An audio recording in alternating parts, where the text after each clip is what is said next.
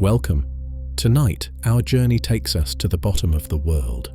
We travel to the place that is, in our imagination, the very definition of desolation. We are journeying to the continent of Antarctica and to the vast, frigid, churning ocean that surrounds it. This is a world we associate with an ultimate frozen stillness. A place of profound, lethal cold, of endless six-month nights, and of a dry, powerful wind that never, ever ceases its screaming. It is a landscape that seems designed at a molecular level to crush life, to shrink it, to freeze it into a state of permanent, crystalline non-existence. And yet in the deep, dark and crushing silence beneath that churning, ice-choked sea, something extraordinary happens. The familiar logic of our sunlit, temperate world is inverted. The rules are rewritten. Here, in the most consistently hostile environment on the planet, the cold does not stunt life. It does not make it small and desperate. Instead, it creates giants. This is the great central Antarctic paradox, a profound biological mystery. Why does this frigid, unforgiving water, a place that should stifle and shrink all living things, instead produce colossal squid with eyes the size of dinner plates? Why is it home to sea spiders as large as a human face and crustaceans that resemble armored, football-sized nightmares? Why, in this place of ultimate scarcity, does life achieve a scale that is baffling, alien, and almost monstrous? Tonight, we will explore this phenomenon, known as polar gigantism. We will not see it as a story of monsters, but as a quiet, profound, and beautiful mystery of physics and biology. We will explore the strange chemical secrets of cold water that fuel this impossible growth. We will meet the slow, majestic, and truly alien creatures that thrive in this silent, frozen, lightless cathedral. It is a journey into a world that operates on a different, slower, and perhaps far grander timescale than our own. So, before you get comfortable, take a moment to like the video and subscribe, but only if you genuinely enjoy what I do here, and let me know in the comments where you're tuning in from and what time it is for you. Sharing this slow, cold descent into the dark is, as always, a quiet comfort. Now, dim the lights, perhaps turn on a fan for that soft background hum. Imagine it as the sound of that first high, lonely polar wind blowing across a continent of unending ice. Let the familiar, warm and fast-paced world fade away, and let's ease into tonight's journey together. To understand the strange, giant life that thrives in the Antarctic Ocean, we must first confront the sheer, brutal, and seemingly lifeless death that defines the continent it surrounds. We must begin on the surface. We must begin in the great, white, and silent desert. This is the Antarctic continent, the great high plateau at the bottom of the world. It is a landmass of almost unimaginable scale, larger than Europe or Australia, a true lost continent. But it is a continent buried. It is a world hidden beneath an immense, heavy and ancient armor of ice. This is the Antarctic ice sheet, a single continuous glacier in places over 4 kilometers, 2.5 miles, thick. It is a world of almost perfect white and horizontal emptiness, a landscape of sastrugi, the wind-carved frozen waves of snow stretching for thousands of kilometers in every direction, a solid, static ocean. The air here is the driest on Earth, drier than the heart of the Sahara. It is, in fact, the largest, coldest, and driest desert on our planet. The temperatures are not just cold, they are a different state of being. The inland plateau in the depths of the 6-month polar night plunges to temperatures that seem to us to be more appropriate for the surface of Mars, -60, -70, even -80 degrees Celsius.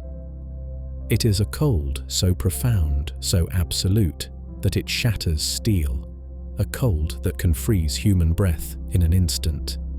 And this cold is driven by a wind, a relentless, powerful, and gravity-driven katabatic wind.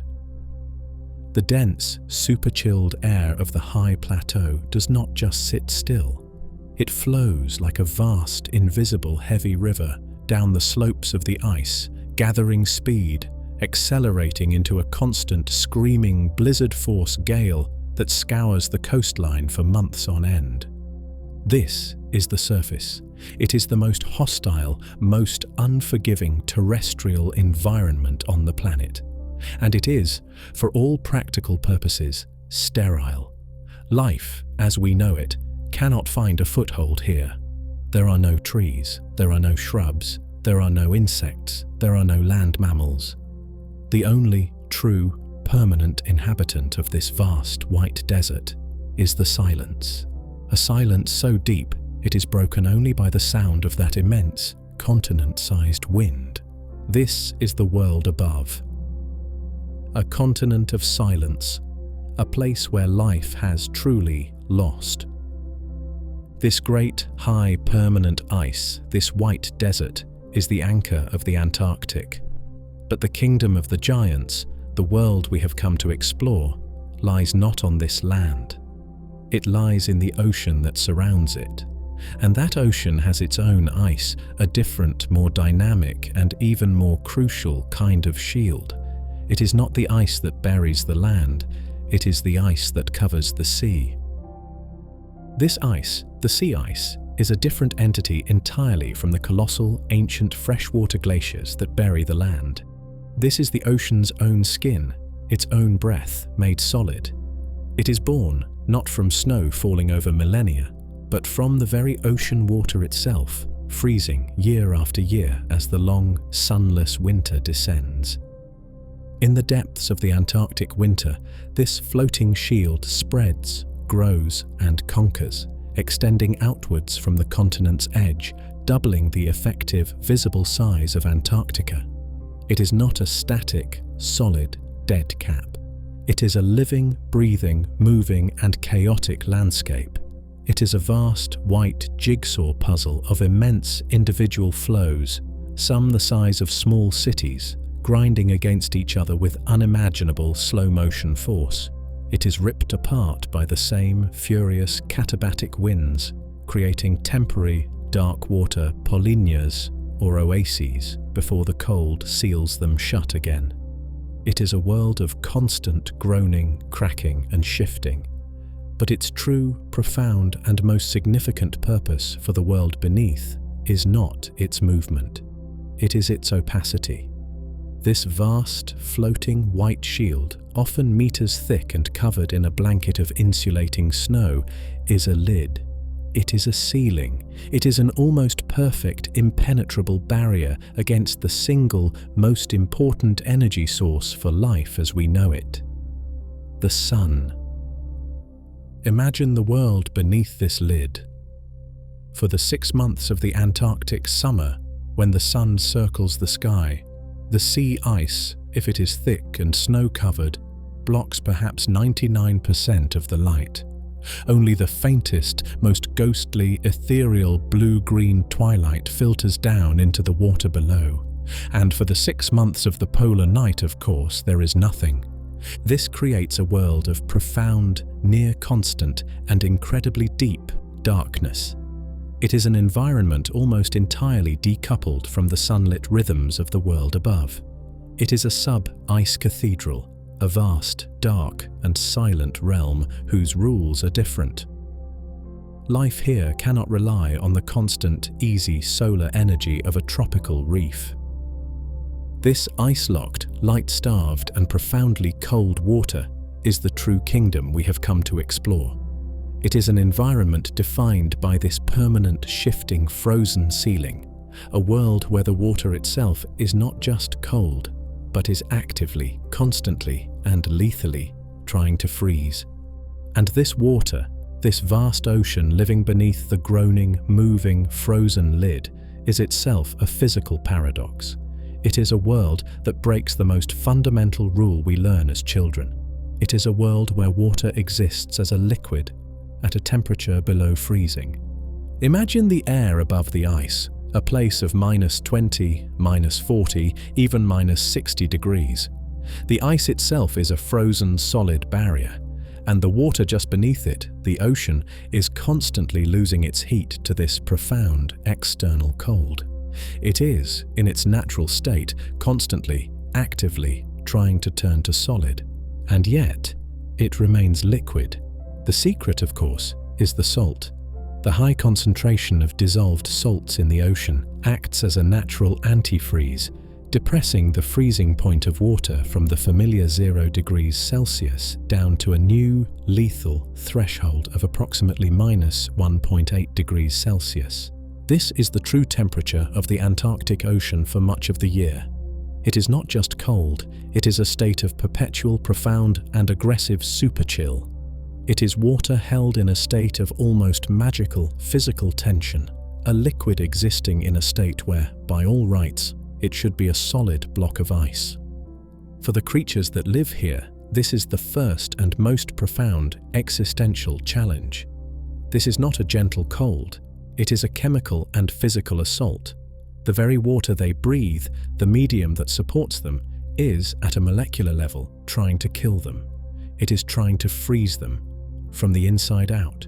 Imagine the water, this sub-zero liquid, flowing over the delicate permeable membrane of a gill. It is a touch that threatens to instantly form microscopic, needle-like ice crystals.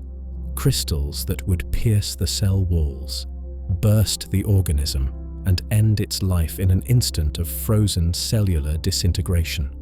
To even exist here, life has had to invent a new kind of magic. The fish, the invertebrates, the creatures of this realm have evolved their own internal biological antifreeze.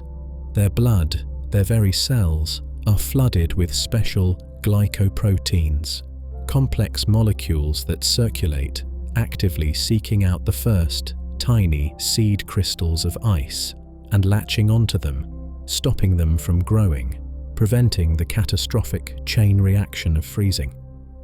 This is a life lived on a permanent chemical and metabolic war footing, a life where a significant portion of the body's energy is dedicated every single second to the simple, profound, and exhausting act of not becoming a solid. This is the first rule of the kingdom. To be here, you must be a chemical miracle. You must be able to defy the very physics of the water that surrounds you. This constant, energetic battle against the cold, this life lived in a liquid that is colder than freezing, is the first great filtering mechanism.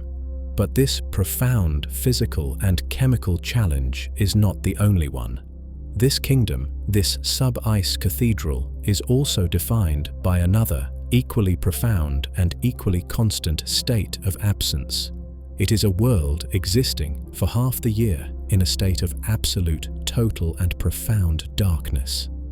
This state of being, this life in a sub-zero, super-chilled liquid, is a constant chemical battle. But it is a battle fought in a world defined by another, equally profound and equally challenging absence. For half of every year, the Antarctic Ocean is plunged into a darkness that is almost impossible for us, as sun-drenched creatures, to truly comprehend. This is the polar night. Imagine the sun, which for the brief Antarctic summer circled the horizon for 24 hours a day, now beginning its long, slow autumn descent. It touches the ice-choked horizon, grazes it, and then one day it simply sinks, it vanishes, and it does not return. Not for an hour, not for a day. For 3, 4, or, at the pole itself, 6 continuous, unbroken months.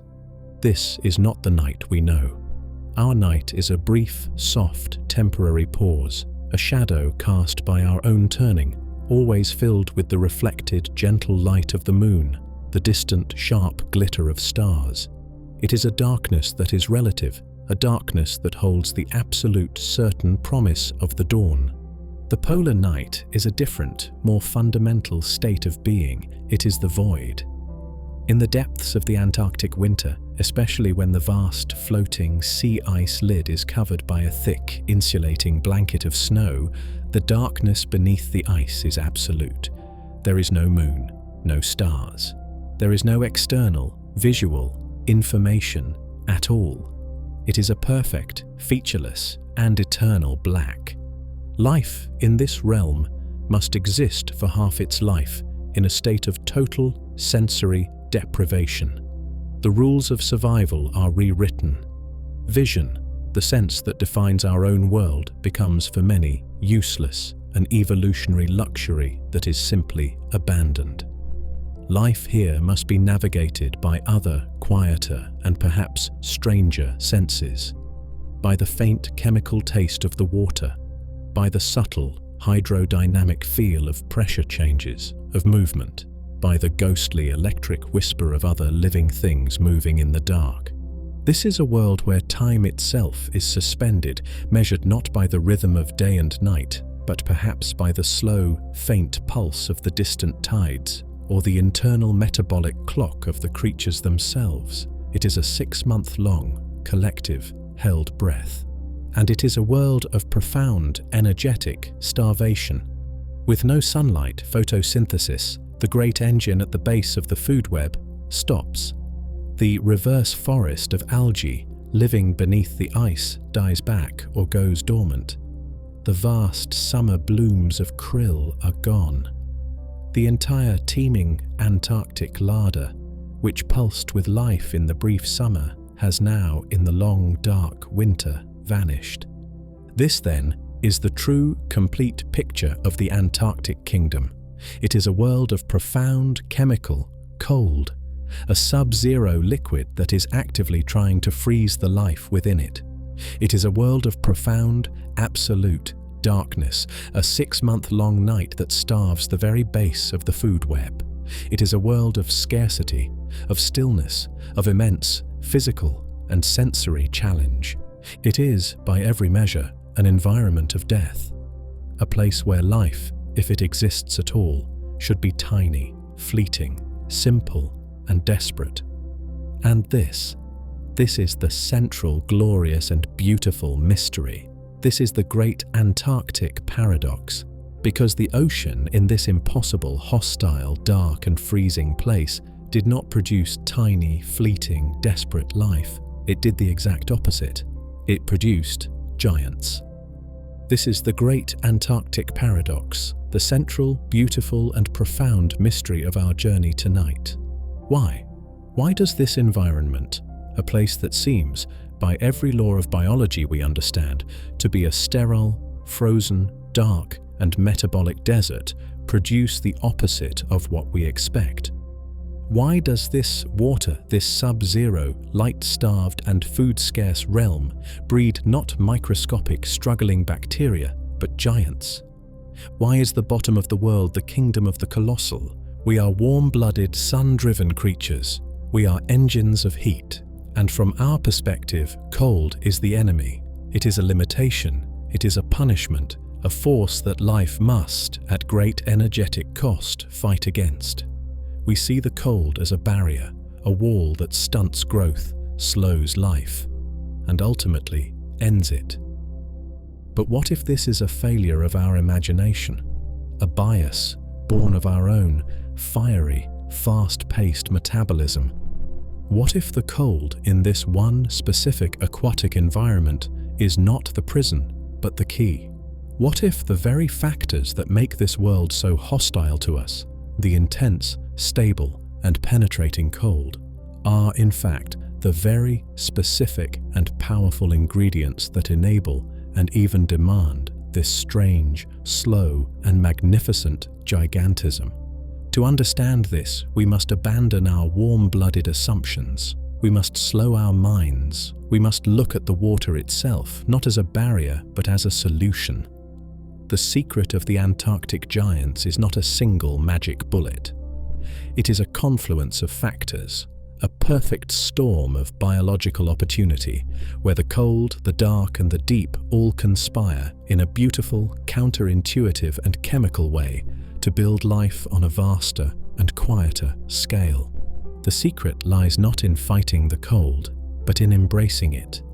And the first, and perhaps most important piece of this profound puzzle lies not in a lack of something. It lies in a profound and almost unbelievable abundance. It is the abundance of the one single element that all complex, large-bodied life requires. The very fuel that allows a giant, living, breathing engine to be built in the first place. That fuel, that one single elemental advantage that the Antarctic Ocean possesses, is oxygen. This is the first and most profound secret of the cold. We, as air breathers, take oxygen for granted, but for a creature living in the water, a creature breathing with gills, oxygen is the constant, limiting, and most precious resource. It is the fire that fuels all complex metabolism, and its availability is dictated by a simple, fundamental, and unchangeable law of physics. Warm water holds very little dissolved gas. Imagine a glass of warm, forgotten soda, its fizz long gone, its taste flat. The warmth has allowed the dissolved carbon dioxide to escape. Cold water, in stark contrast, is a magnificent, natural sponge for gas. It can hold and keep far, far more dissolved gas than warm water. Now, imagine the Antarctic Ocean. It is not just cold, it is the coldest ocean on Earth, kept at a constant, near super-chilled state of -1.8 degrees Celsius. And its surface is not calm. It is the windiest, most violent, most turbulent ocean on the planet, its surface constantly churned by the furious, katabatic winds mixing the water with the air. The result is a sea that is quite literally hyper-oxygenated. It is a liquid that is supersaturated with dissolved oxygen, perhaps holding more of this life-giving gas than any other body of water on Earth. The very water itself is thick with fuel. This single fact changes everything. In a warm, tropical, and often oxygen-poor reef, a fish or a crab is in a constant, energetic struggle. Its size, its speed, its very existence is limited by the work its gills must do to extract the few precious molecules of oxygen from the water. But in the Antarctic, this limitation is removed. The bottleneck is gone. For a creature with gills, breathing in this water is not a struggle.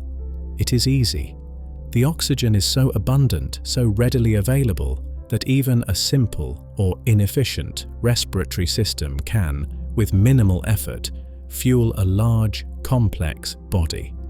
This is the first and most important key to the Antarctic paradox. The cold, which we see as a lethal metabolic punishment, is, in fact, the very mechanism that provides the fuel.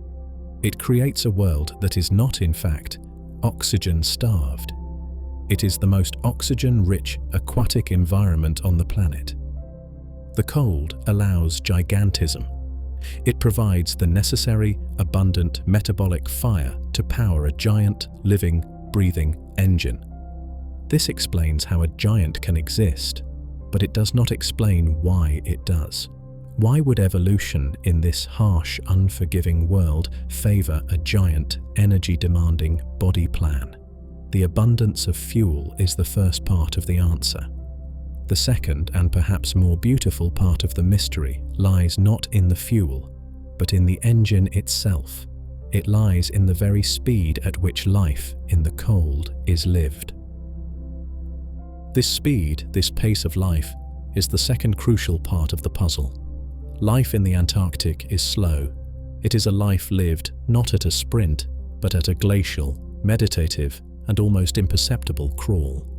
This is not a choice, not a lifestyle, but a profound chemical and physical necessity. We must understand what cold truly does to a body, especially a cold-blooded or ectothermic body, like that of an insect, a crustacean, or a fish. The ambient sub-zero temperature of the water dictates the temperature of the creature's own internal cells. And every chemical reaction, the very process of metabolism, the fire of life, slows down dramatically as the temperature drops. In the warm, tropical oceans, life is a frantic, high-speed race. The metabolic fire burns hot, yellow, and fast. Creatures grow quickly, they reproduce quickly, and they die young. It is a world of constant, high-energy, rapid turnover.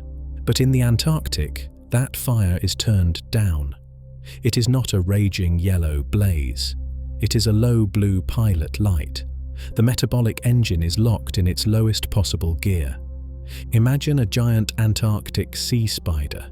Its heart, if you can call it that, may beat only a few times a minute. It may take an hour to deliberately move a single skeletal leg.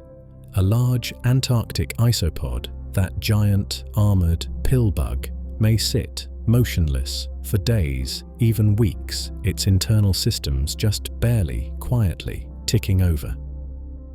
This profound metabolic slowness, this metabolic lock, is, from our fast-paced, warm-blooded perspective, a state of near death. But from the perspective of survival in the abyss, it is the ultimate and most brilliant strategy. It is the strategy of efficiency. A fast, hot, tropical metabolism is a wasteful, inefficient engine. It burns through immense amounts of fuel, food, every single second, just to stay on. But a slow, cold, Antarctic metabolism is the most efficient engine imaginable. It requires an incredibly small amount of fuel to maintain its basic functions. In a world defined by the 6-month polar night, a world of profound seasonal and total starvation, this is the only strategy that works. A hot, fast, tropical creature dropped into this world would burn through its energy reserves and starve to death in a matter of days or even hours. But the cold, adapted Antarctic giant, its internal fire burning at a near imperceptible, slow-motion crawl, can endure. It can survive the long, dark, foodless winter, waiting patiently in the dark, living off the faintest metabolic fumes. This metabolic lock also works in perfect, beautiful harmony with the physical laws of size. A larger body, a more spherical shape, has less surface area relative to its volume than a small, thin one. This is Bergmann's rule. A big body is a natural heat saver, losing its own slow-burning internal warmth to the surrounding lethal cold at a much, much slower rate. Evolution in this environment favors a large, compact, efficient, slow-burning shape. This is the profound, counterintuitive bargain of the Antarctic. The cold, which seems to be a punishment, is in fact a preservative. It slows the fire of life, the metabolic engine, down to a near stop, making survival in the long, dark, foodless winter possible. It is the ultimate strategy of energy conservation. But this raises the most obvious and most beautiful paradox. How can a creature grow to be a giant if its very life is defined by this profound, all-encompassing slowness? A creature that grows at a snail's pace would die of old age before it ever achieved the size of a dinner plate. This metabolic lock, this slow-motion life, can only result in gigantism if it is paired with one final, extraordinary biological gift. The cold, in its profound metabolic magic, also bestows the gift of almost unimaginable time, a lifespan that stretches far beyond our own. This is the gift. The metabolic lock, that slow blue pilot light of a metabolism, is not just a strategy for conserving energy, it is a strategy for cheating time. The fire that burns slowly, burns long. In our own warm-blooded, fast-paced bodies, the fire of life rages. It is a hot, bright and furious metabolic blaze. And this fire, while it gives us speed, intelligence and warmth, is also, in a profound sense, dirty. It burns inefficiently. It throws off sparks, the metabolic byproducts, the free radicals that over time damage our cells, degrade our DNA and cause the process we call aging. Our hot, fast life is, by its very nature, a short one. But in the cold, still dark of the Antarctic, the fire burns at a different, almost imperceptible rate. It is a low, clean, and incredibly efficient flame. The chemical reactions of life proceed with a slow, meticulous, and patient grace. There are fewer errors. There is less damage. The very process of cellular decay, of aging, is slowed to a near stop. This is the trade-off, a life of slowness in exchange for a life of almost unimaginable duration. A small crustacean in a warm, tropical sea might live, grow and die all in a single, frantic year. But its cold water Antarctic cousin, a creature like the giant isopod, a giant armored pillbug, it may live for decades. The Greenland shark, a close relative of the Antarctic sleeper shark, is the longest living vertebrate on Earth. Its lifespan measured not in years, not in decades, but in centuries. An individual alive today may have been born before the American Revolution. This profound, almost geological longevity is the second key to the gigantism. But it is useless in terms of size if the creature, like a human or a bird, simply stops growing when it reaches adulthood. And this is the final, crucial part of the puzzle. Many of these cold-blooded creatures, these fish, these crustaceans, these sea spiders, possess a different, more ancient, biological blueprint. They have indeterminate growth. They never truly stop growing. Unlike us, their bodies are not programmed to reach a fixed, adult size and then simply stop. As long as they have food and as long as they are alive, they will continue, however slowly, to grow. Now, let us combine these two profound biological facts. A creature with an incredibly slow, cold-locked metabolism, which means it ages at a near imperceptible rate, allowing it to live for perhaps hundreds of years, and a creature that, as long as it is alive, never stops growing. This is the secret. This is the recipe for a giant. An Antarctic sea spider, a colossal, may only grow a few tiny millimeters each year, but if it lives for 50 or 70 or 100 years, those millimeters add up. They accumulate slowly, patiently, season after season, decade after decade, until a creature that began as a speck is, after a century of slow, cold, patient, uninterrupted growth, the size of a dinner plate. The Antarctic giant is not a creature of explosive, fast growth. It is a creature of time. It is a living, breathing testament to the power of slow, patient, and cumulative change. It is a living, slow-motion, biological, long-exposure photograph. This, then, is the perfect, cold, and beautiful logic of the Antarctic paradox. The cold creates the oxygen-rich water that can fuel a giant engine. The cold creates the slow-burning, efficient, metabolic engine that can survive the dark. And that same slow engine provides the time, the long, quiet centuries of life that allow the creature to slowly, patiently grow to a giant size. But this raises one final, glaring and seemingly impossible contradiction. We have just described a system built on slow, patient growth, fueled by a world of profound 6-month-long famine. This is a world, we said, that is dark and empty for half the year. How can any creature, even one that grows slowly, achieve the size of a football or a man in a world that is, by its very nature, a nutritional desert? This, too, seems impossible. Unless, of course, the other half of the year, the feast, is a banquet of such impossible, such explosive, and such total abundance that it is enough to fuel the giants for the entire, long, dark, and hungry year to come. And that is the final, magnificent key to the kingdom. The Antarctic is not a world of constant, slow scarcity. It is a world of two, profound and violently opposite, extremes. It is a world of the most absolute famine, followed by the most gluttonous, explosive, and spectacular feast on the planet Earth. For the 6 months of the polar night, as we have seen, the world is a dark, frozen, and sterile void. photosynthesis stops. The base of the food web is gone. Life endures only on its stored reserves, in a state of suspended, slow-motion hibernation. This is the Great Famine, but then the sun returns. Imagine the sun after its long 6-month absence, finally, timidly, cresting the icy horizon, and it does not then set. For the next 6 months, it circles and circles. 24 hours a day, it pours its faint but constant solar energy into the vast, clear, and now incredibly nutrient-rich polar water.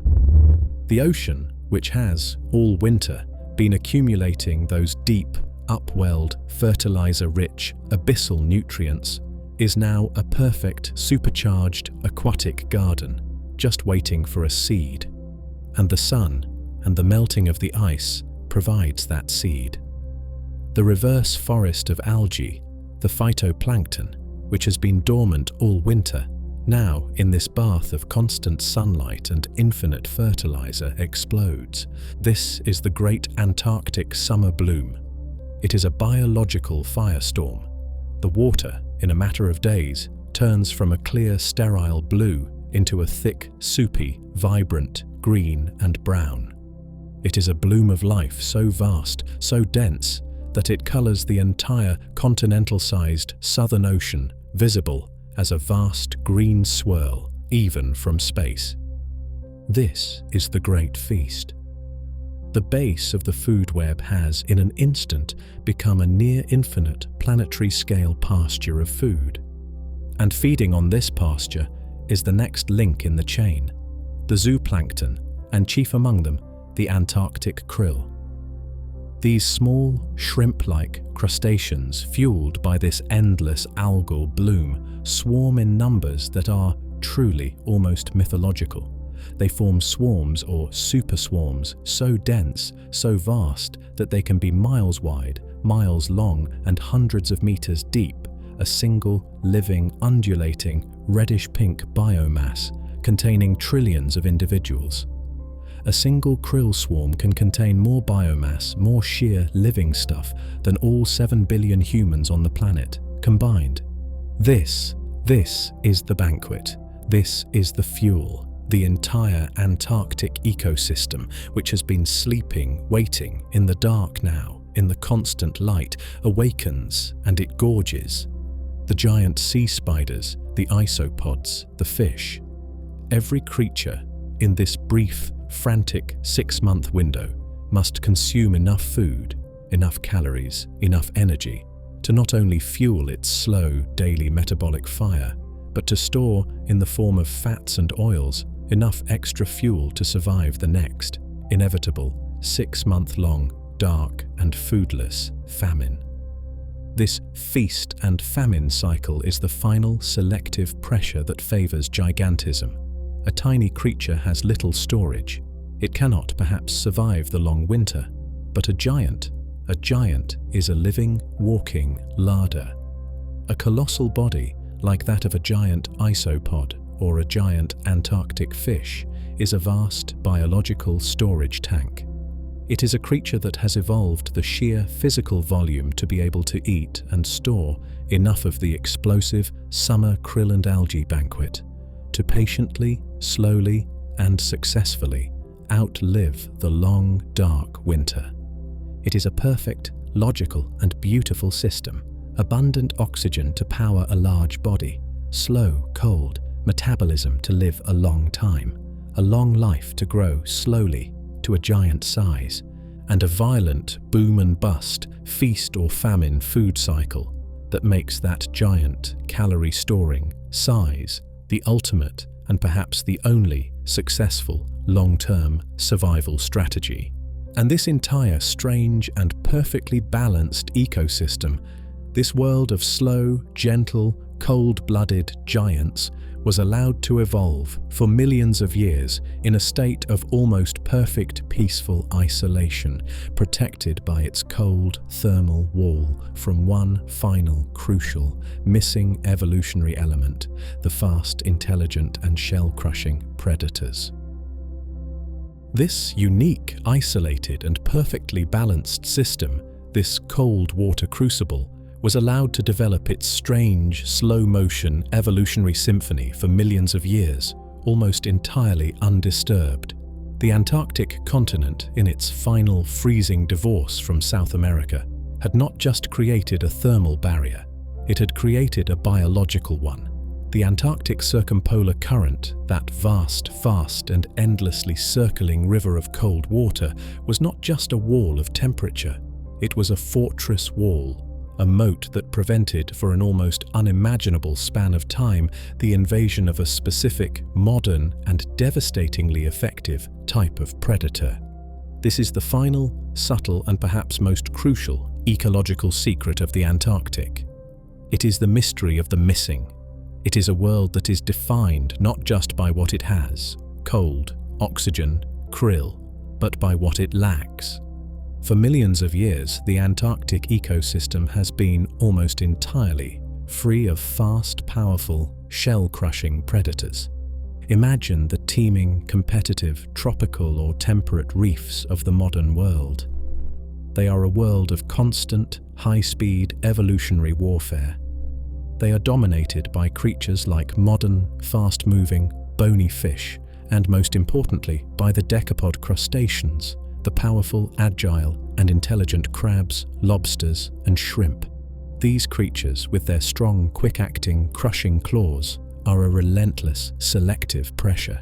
Any creature that is slow, soft-bodied, or weakly armored is, in these oceans, an easy and immediate meal. Survival demands speed, intelligence, camouflage, or an impregnable fortress-like shell. But these modern, advanced, crushing predators, they never made it to the Antarctic. They evolved, it seems, in the warmer tropical waters and the profound, lethal cold of the circumpolar current. That thermal wall proved to be an impassable physiological barrier. Their warm water metabolisms simply could not cope with the sub-zero Antarctic chill. And so, the Antarctic, for tens of millions of years, remained a Paleozoic-style ecosystem, a biological lost world, a safe haven, a quiet, protected garden where the old rules still applied. It was a world where slowness was not a death sentence. It was a world where a creature did not need to be fast or smart or heavily armored against a crushing claw to survive. This is the key. This lack of crushing predation is what allowed the slow, patient, and often soft-bodied or delicately structured giants to evolve, unmolested. This is why the Antarctic seafloor can be covered in those vast, beautiful, and incredibly fragile glass forests of giant silicate sponges, intricate, lace-like structures that would be shattered in an instant by the clumsy, powerful movements of a modern, crab-filled reef. This is why the crinoids, the sea lilies, those ancient feathery filter feeders that once dominated the Paleozoic, still thrive here, their delicate, open, vulnerable arms waving in the current, unafraid of a predator that never came. And this is why the sea spiders, the pycnogonids, could evolve into those colossal, slow-moving, skeletal, dinner plate-sized forms. They are all soft tissue, held in a thin, almost non-existent exoskeleton. They have no defenses. They have no speed. They are a slow, walking, unprotected meal. In a temperate ocean, they would be exterminated in a day. But in the Antarctic, in this ancient, peaceful, predator-free garden, they could, over millions of years, grow, slowly, patiently, and safely, to their giant, bizarre proportions. The absence of this one, single, evolutionary pressure, the shell-crushing crab, is a profound, defining feature. It turned the Antarctic into a sanctuary, a quiet, evolutionary backwater, where ancient, slow, and defenseless lineages could not only survive, but thrive and grow to spectacular, giant sizes. It was, in short, a paradise for the slow, the strange, and the vulnerable. This, then, is the complete and beautiful answer to our central mystery. The Antarctic is not a paradox. It is a perfect logical system. It is a world where all the ingredients, the physical, the chemical, and the ecological, came together in a perfect, quiet, and isolated storm to create a single, profound, and inescapable evolutionary outcome. That evolutionary outcome, the quiet, inescapable, and logical result, is gigantism. We have now assembled the recipe, the strange, counterintuitive, and perfectly balanced formula for creating giants in the coldest place on Earth. It is a formula, not of abundance, but of profound and creative limitation. Let us for a moment hold this strange recipe in our minds. First, you must provide the fuel. You need a world of super-chilled water, a liquid held below freezing, churned by violent winds, allowing it to become supersaturated with dissolved oxygen. This is the high-octane metabolic fuel that makes a large, gill-breathing animal body physically possible.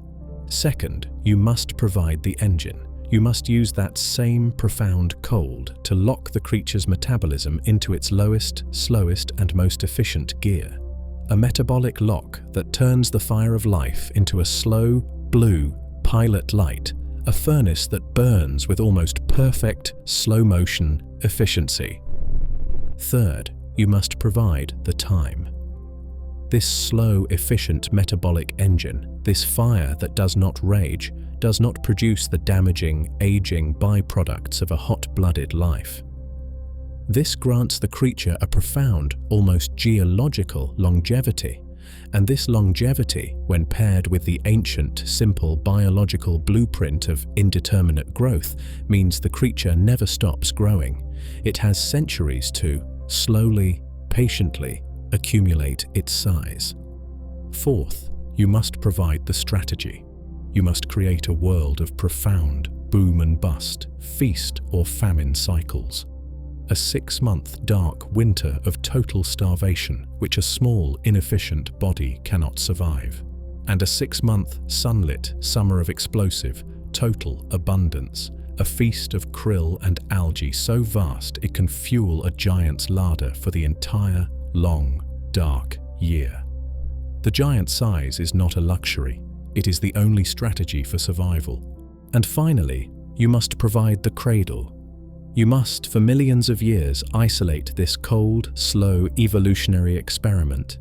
You must surround it with a thermal, fortress-like wall, the circumpolar current, that prevents the new, modern, fast and shell-crushing predators, the crabs and advanced fish, from ever invading. You must create a safe, peaceful, archaic garden where slowness is not a death sentence. This is the recipe: abundant oxygen, a slow metabolism, a long life, a feast and famine cycle, and a world without modern predators. This is the perfect, logical, and beautiful formula that creates the Antarctic giants.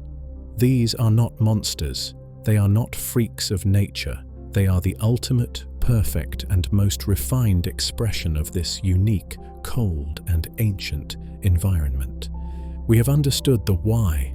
Now let us, in the deep, quiet, and reverent silence of our journey, finally meet them. Let us descend into the abyssal, freezing darkness of the seafloor and meet the most alien, the most skeletal, and perhaps the most unsettling of all the giants this recipe has produced. Let us make that descent. We sink down past the churning ice-covered surface, past the faint blue-green sub-ice twilight. We sink for kilometers, down into the eternal, crushing, near-freezing blackness of the Antarctic abyssal floor.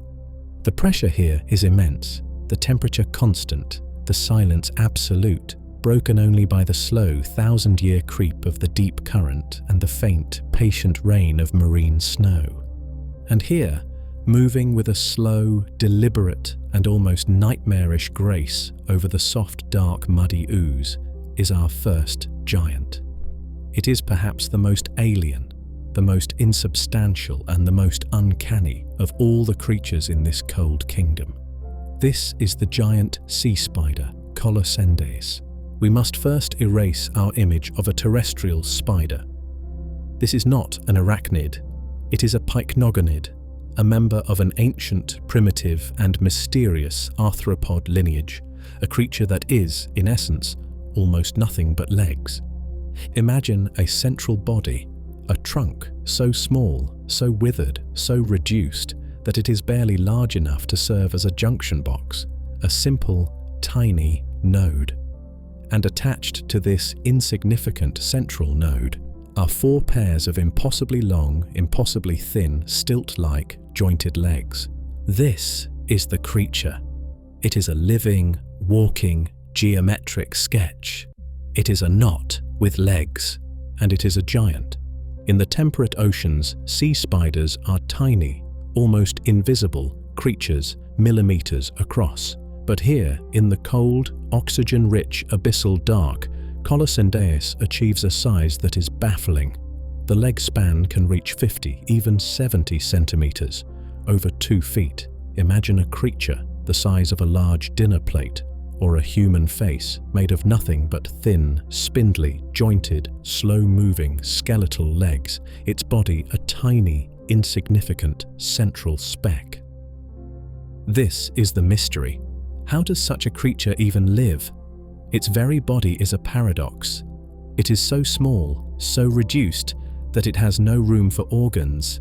It has no true, complex respiratory system. It has no gills. Its digestive system and, remarkably, its reproductive organs are not in its body at all. They are inside its legs. The creature's own vital organs are packed into its long, hollow, spindly limbs. It is a creature that thinks perhaps from its center, but digests and breathes from its legs. And how does it breathe? This is perhaps the secret of its gigantism.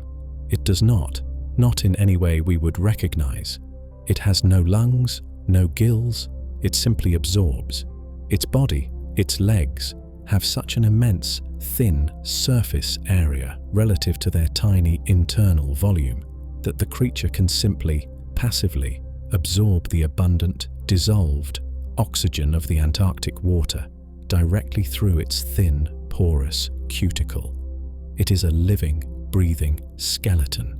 This is why it can only be a giant here. In a warm, oxygen-poor sea, this passive, inefficient system would fail. The creature would suffocate. But here, in the cold, hyper-oxygenated Antarctic water, the fuel is so rich, so abundant, that it can simply passively soak it in, powering its slow, almost non-existent metabolism. Imagine it moving. A slow, deliberate, almost balletic step. One long, thin, skeletal leg lifts, unfolds, and places itself silently on the mud. Then the next. It is movement slowed to the pace of a growing plant. It is, perhaps, hunting. Its head, a strange, rigid proboscis, probes the mud, searching for the faint chemical trace of its prey. A sea anemone, a sponge, a bryozoan, creatures even slower than itself. It finds one, and with its slow-motion, proboscis-like mouth, it begins to, just as slowly, suck the juices from it. This is the life of the Antarctic's most alien giant, a slow, cold, patient, and almost insubstantial existence. A walking, geometric ghost made of nothing but legs and oxygen, thriving in a world of profound, cold, and ancient silence. It is a creature of pure, exposed, delicate structure. Its survival is a testament to the lack of predators, to the richness of the oxygen. But it is not the only giant of the deep. In these same silent, dark, abyssal plains, another, very different, creature scuttles. A creature that is not delicate, not skeletal, but a being of pure, heavy, solid, and ancient armor.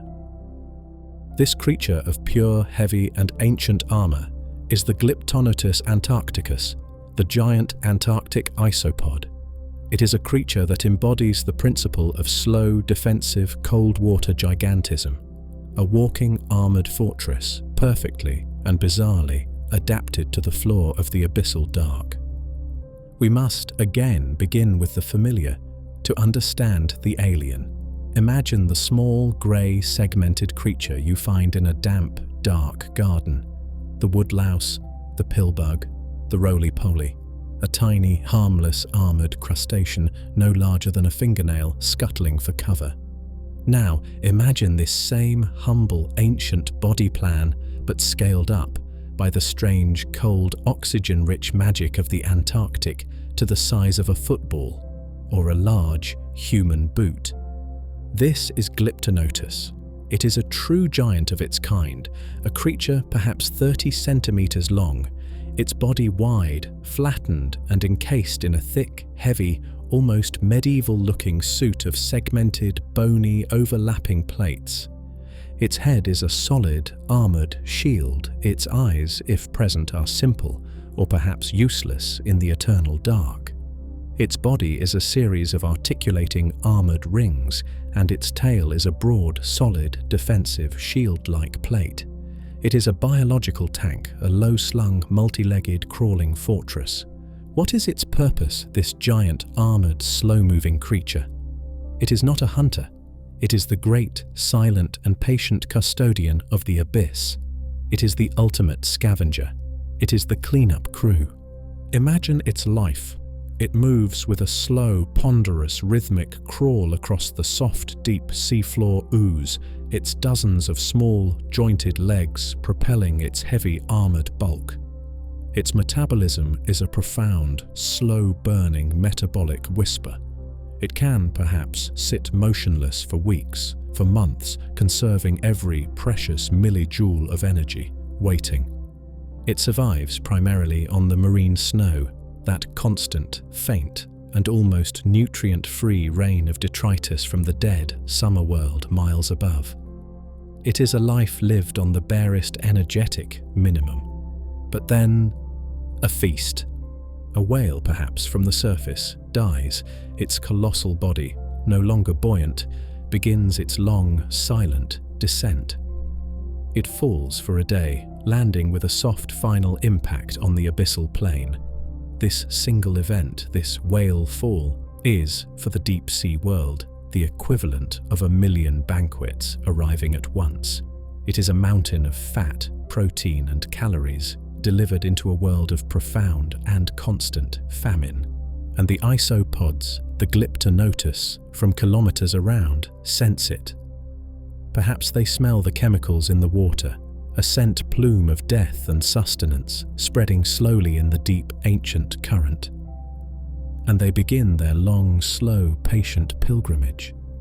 They crawl for days, for weeks, across the dark, cold plain, all converging on this one colossal gift.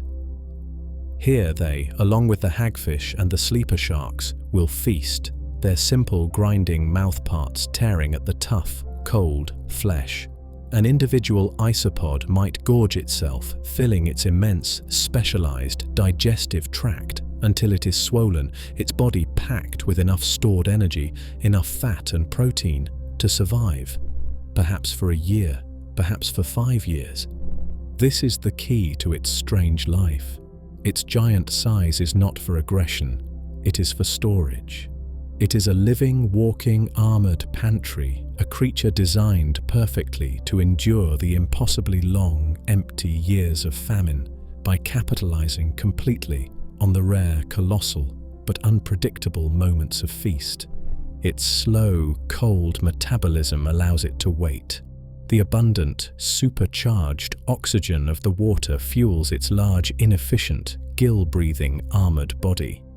Its long, slow-growing life allows it to accumulate its great size, and its heavy, tank-like armor, an armor that is useless against a modern, tropical, crushing crab, is here, in this ancient, predator-free garden, a perfect defense against the simple, grasping or puncturing attacks of a giant sea spider or a primitive sleeper shark. The giant isopod is another perfect product of the Antarctic recipe. It is the living embodiment of the feast and famine cycle, a slow, cold, patient, and almost indestructible armored survivor. These are the creatures of the floor, the crawlers, the strange skeletal sea spiders, and the heavy armored isopods. They have solved the riddle of the abyss. But this cold, dark, oxygen-rich water column, this vast, three-dimensional blackness between the ice and the mud, is not empty. It is not just a passage. It is itself a home. It is a realm patrolled by its own strange, slow-moving ghosts, the silent swimmers, the fish of the deep, abyssal Antarctic. These creatures, the giant, skeletal sea spiders and the heavy, armored isopods, are the masters of the floor, the two-dimensional, muddy boundary of the abyss. But the vast, three-dimensional water column that fills this cold, dark kingdom, the miles of blackness between the ice lid and the mud floor, is not an empty, sterile void. It is, itself, a habitat. It is a realm of profound, quiet slowness, and it is patrolled by its own strange, successful and ghostly inhabitants. The dominant vertebrates of this deep, mid-water darkness are not the fast, sleek, colourful tropical fish we know. They are the rat-tails, or the grenadiers. And in the Antarctic, they too have achieved a robust and successful form. Imagine a creature materializing slowly from the edge of your submersible's lights. It is a fish, yes, but it seems like so many things here to be an echo, a half-formed thought. It is pale, ghostly, almost translucent, its skin a dull greyish white, lacking all pigment. Its head is disproportionately large, its mouth underslung. Its eyes, in this total darkness, are either huge, designed to catch the faintest bioluminescent spark, or they are tiny, regressed and useless. But its body is the strangest part. It is not a familiar, streamlined fish shape. It is a creature of half. The front half is a large, robust head and body. The back half seems to simply dissolve. It tapers away into an incredibly long, thin, delicate, whip-like rat tail, a filament that seems to just fade into the darkness. This is the Antarctic grenadier, and it is, perhaps, the most abundant vertebrate in this entire vast deep-sea realm. It is the dominant, quiet success story of the polar abyss. How does it live? It lives a life of pure, slow-motion energy conservation. It is not a hunter. It is not a grazer. It is a searcher. It hangs, almost motionless, in the near-freezing black water, its metabolic fire a low blue pilot light, its body perfectly, neutrally, buoyant. And it tastes.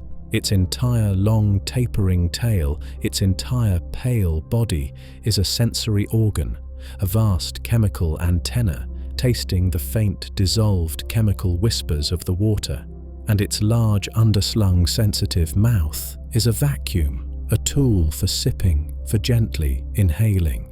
It swims, not with a powerful beat of its tail, but with a slow, hypnotic, rhythmic undulation of its fins, a gentle, rippling pulse that propels it almost silently and with almost zero energetic cost through the vast, dark water column. It is perhaps the most energy-efficient, self-propelled creature in the ocean. It is searching for anything. The faint chemical trace of a tiny copepod, a small krill that has drifted down from the feast world miles above. It finds one and, with a slow, deliberate, non-aggressive movement, it simply inhales it. Or it is searching for the great, rare banquet, the whale fall, the dead seal, the penguin, the colossal nutrient gift from the surface. And when it finds one, it will join the isopods, the hagfish and the others in a slow, quiet, methodical feast. Its success is the success of the Antarctic recipe. The cold has slowed its metabolism to a near stop, allowing it to survive for months on almost nothing. The abundant, oxygen-rich water fuels its large, gill-breathing body, allowing it to achieve a robust size with almost no energetic cost. It is a creature that has mastered the art of being, of existing, in a world of almost total, energetic absence. This pale, slow, ghostly, abundant fish, this rat tail of the abyss, is the very definition of a successful deep-sea survivor. It is the quiet, vertebrate king of the mid-dark. But it is not the only fish in this dark. It is the abundant subject. The kingdom, the true dark, cold, abyssal kingdom, also has a ruler. A creature that is not a pale, ghostly scavenger, but a true, giant and ancient hunter. A creature that moves even slower, and that has been waiting in this darkness for an age.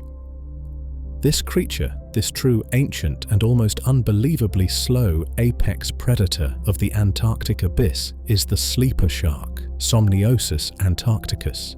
It is a close southern relative of the equally mysterious and famous Greenland shark.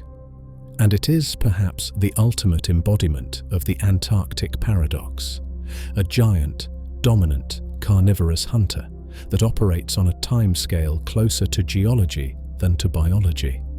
Imagine a shadow detaching itself from the deeper darkness. It is colossal, a shark of immense, primitive bulk, reaching lengths of 6 meters or 20 feet, perhaps even more. Its body is not the sleek, muscular torpedo shape of a great white. It is a vast, heavy, almost flaccid-looking cylindrical mass of flesh, its skin a dull, uniform, grey or brown, its snout blunt and rounded, its fins small and paddle-like. Its eyes are perhaps the most uncanny feature. They are often, in its Greenland cousins, colonized by a unique, bioluminescent, parasitic copepod, a crustacean that attaches itself to the shark's cornea. This parasite, while it may render the shark functionally blind, also glows with a faint, eerie greenish-blue light.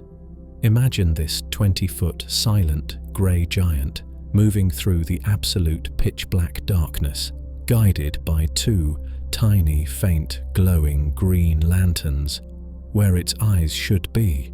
But the true mystery of the sleeper shark is its speed.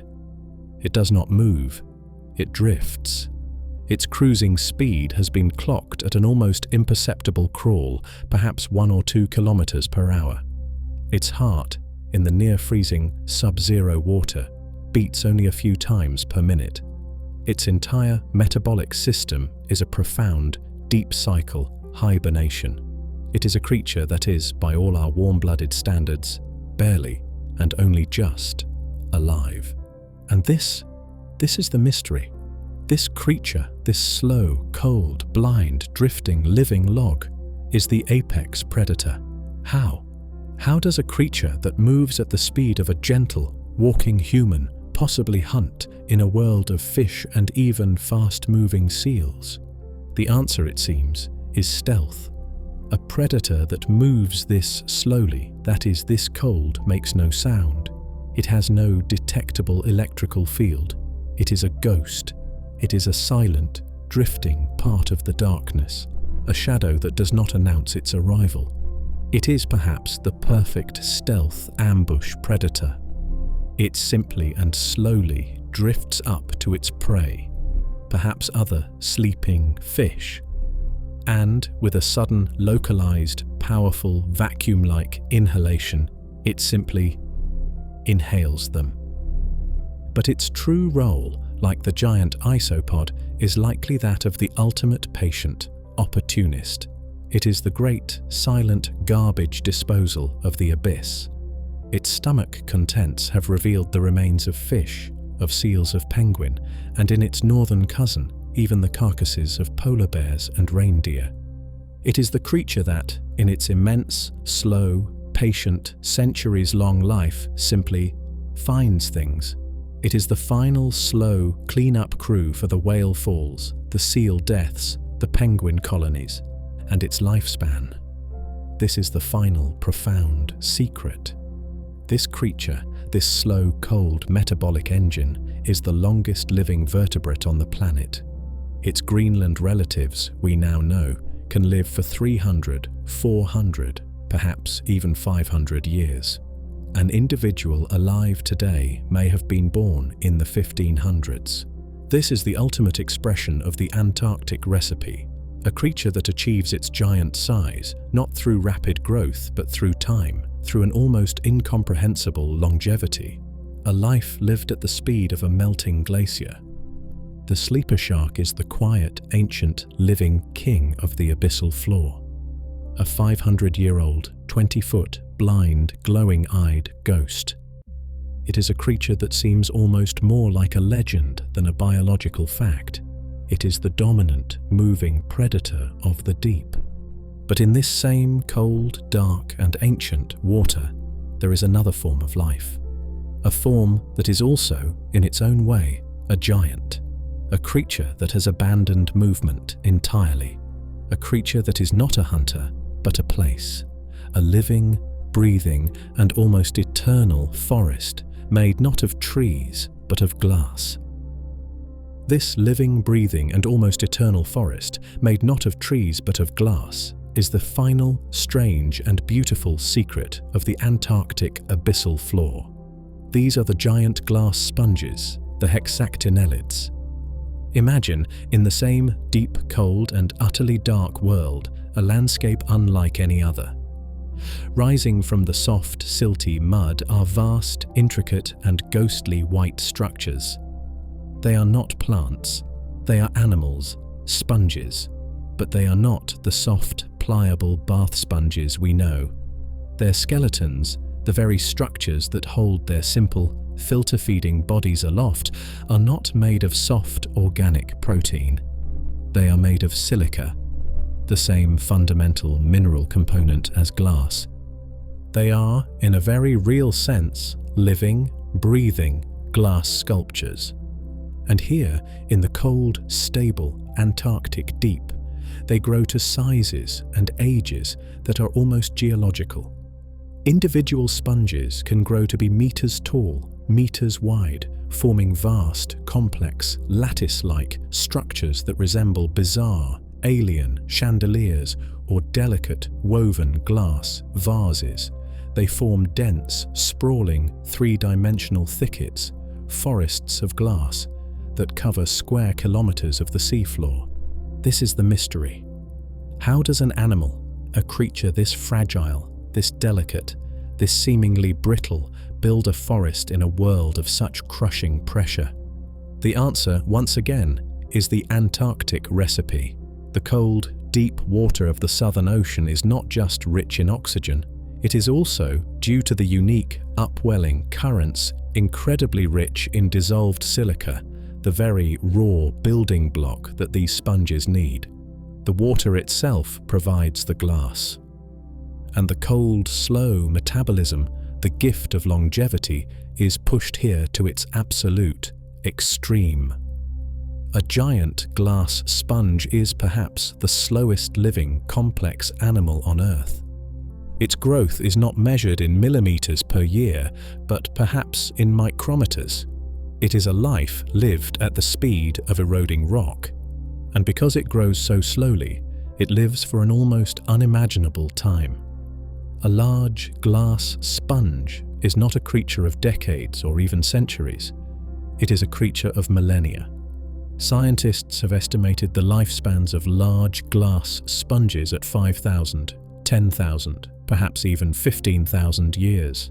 Imagine this, a single living animal, a glass sponge, resting silently in the Antarctic deep that began its life before the first human civilizations built the pyramids. An animal that was alive, filtering the cold, dark water as the last woolly mammoths vanished from the earth. It is not just a living fossil, it is a living monument, an individual, biological entity that has experienced more of human history than any other living thing. These ancient glass forests are the ultimate expression of the Antarctic's slow life strategy. They are, in themselves, a habitat.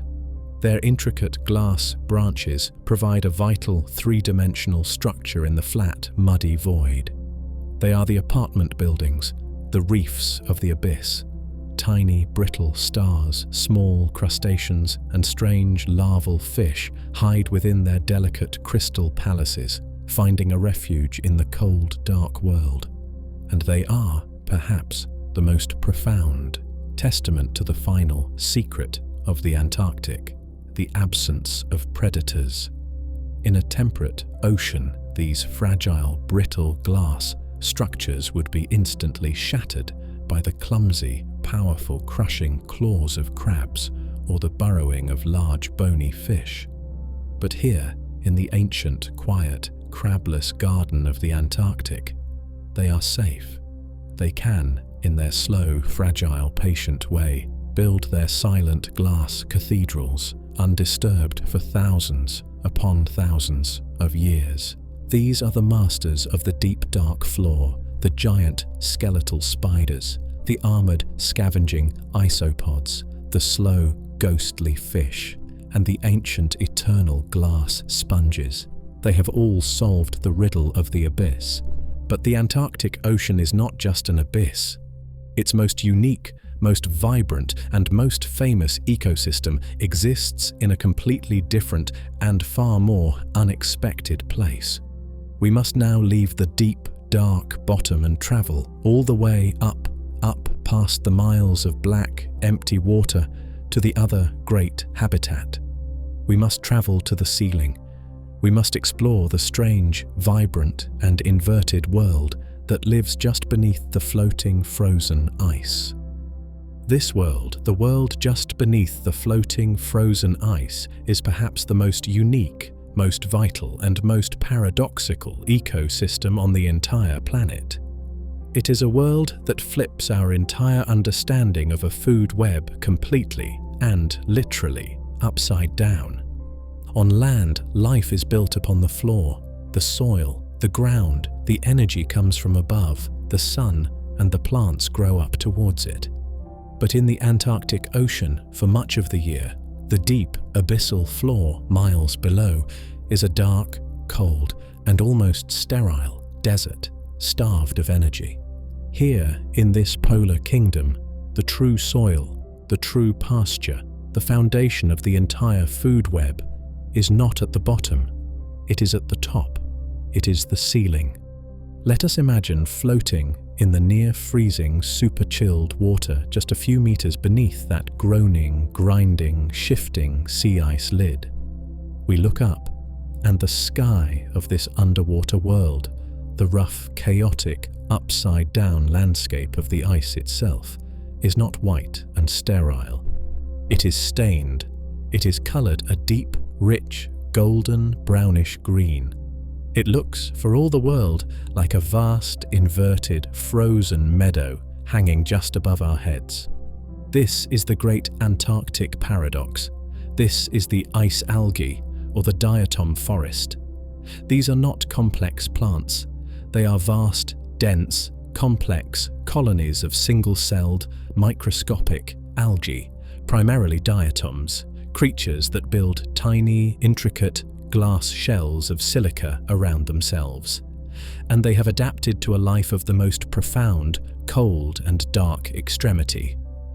They live within the ice. Imagine the sea ice as it forms in the autumn. These tiny, single-celled organisms floating in the surface water are trapped in the growing, interlocking ice crystals. They are frozen, solid, into the matrix of the ice. But they are not dead. They are dormant. They are waiting. They are trapped within a network of microscopic liquid veins, tiny, unfrozen channels of super salty liquid brine that lace the solid, frozen block. Here, in this dark, crystalline prison, they wait in a state of suspended animation through the entire 6-month, sunless polar night. And then, the spring returns. The sun, at first faint and low, begins to filter just barely through the meters of ice and snow. It is not enough light for a tree, not enough for a blade of grass, but it is enough for an alga. And in this faint, blue-green ethereal twilight, in their nutrient-rich brine pockets, these diatoms begin to photosynthesize. They bloom, they explode in a silent biological firestorm. The entire vast underside of the Antarctic sea ice lid for a few crucial spring months becomes a vast, upside-down, hanging pasture, a garden dripping with a rich, oily and incredibly dense source of food. This is the true energetic heart of the Antarctic. This is the foundation of the entire food web. This is the banquet. And feeding on this banquet, grazing upside down on this frozen green ceiling, is the single most important animal in the entire ocean. The creature that, in its own collective way, is the true giant of this world, the fuel for all the other giants we have come to meet. This creature, this engine, this living, breathing and collective giant is the Antarctic krill, Euphausia superba. It is, perhaps, the single most important and most successful animal on the planet Earth. Individually, it is almost insignificant. A small, translucent, shrimp-like crustacean, its body perhaps only a few, delicate centimeters long.